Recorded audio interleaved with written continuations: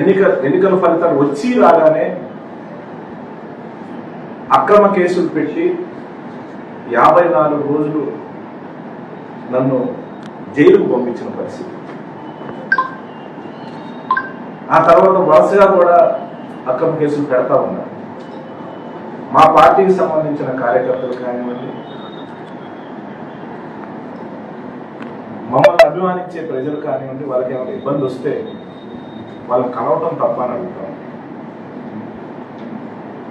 వాళ్ళకి భరోసా ఇవ్వడం తప్ప అని అడుగుతాం. అలా చేసినందువల్ల నేను ప్రత్యక్ష కార్యాచరణకి ఎక్కడ దిగలేదు. ఇప్పుడు ప్రత్యక్షంగా ఏ కార్యక్రమాలు చేయలేదు. కానీ మొదటి నుంచి కూడా మాతో ఉండి 4 సార్లు ఎమ్మెల్యేలు గెలిపించిన కార్యకర్తలకు అండగా ఉండాలనే బాధ్యత నాది. ప్రజలకు అందుబాటులో ఉండాలనే ఆలోచనతో నేను ప్రజల దగ్గరికి వెళ్తా ఉంటే అది చూసి ఓరవలేని ఈ యొక్క కూటమి నాయకుడు కానివ్వండి బ్రహ్మారెడ్డి ఇప్పటి వరకు నా మీద 13 కేసులు అక్రమంగా కూడా నా మీద కూడా పెట్టినారని సందర్భంగా తెలియజేస్తాను. చాలా దారుణమైన విషయం. ఎందుకంటే మీ అందరికీ తెలుసు, ఇటీవల గుళ్ళపాడులో ఆధిపత్య పోరులో వాళ్ళ పార్టీకి టీడీపీ పార్టీకి సంబంధించిన 2 వర్గాలు కూడా ఆధిపత్యం కోసం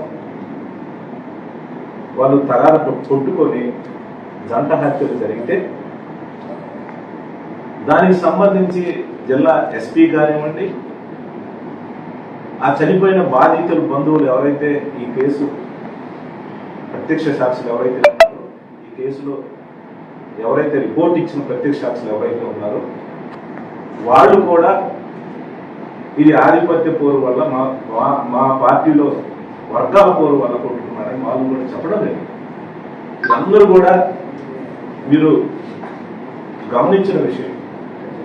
కానీ ఇంత దారుణంగా, ఎందుకంటే వెంటనే అక్కడ ఉన్న వర్గాల సమన్వయం చేయలేక సొంత పార్టీ కార్యకర్తలు చంపుకుంటున్నారు. బ్రహ్మారెడ్డి చేతగాని తనని టీడీపీ అధిష్టానం కానివ్వండి, వాళ్ళకు సంబంధించిన సోషల్ మీడియాలో ఎత్తి చూపితే దానికి అప్పుడప్పుడు ఒక స్క్రిప్ట్ తయారు చేసి అది నా వైపు తిప్పి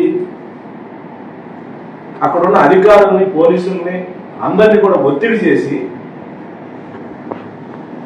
నా మీద కేసు పెట్టిన పరిస్థితి. ఇది న్యాయమేనా అని నేను అడుగుతా ఉన్నాను. ఇది మంచి పద్ధతి అని అడుగుతా ఉన్నాను. రాజకీయం మీరందరూ కూడా, ఇక్కడున్న మీడియా మిత్రులందరినీ నేను కోరుతా ఉన్నాను. ఇక్కడున్న కుర్రోళ్ళు ఎవరైనా ఉన్నా కూడా కొత్త జనరేషన్లో కొంత తెలియకపోవచ్చు, కానీ సీనియర్ పాత్రికేయులు కూడా ఉన్నారు.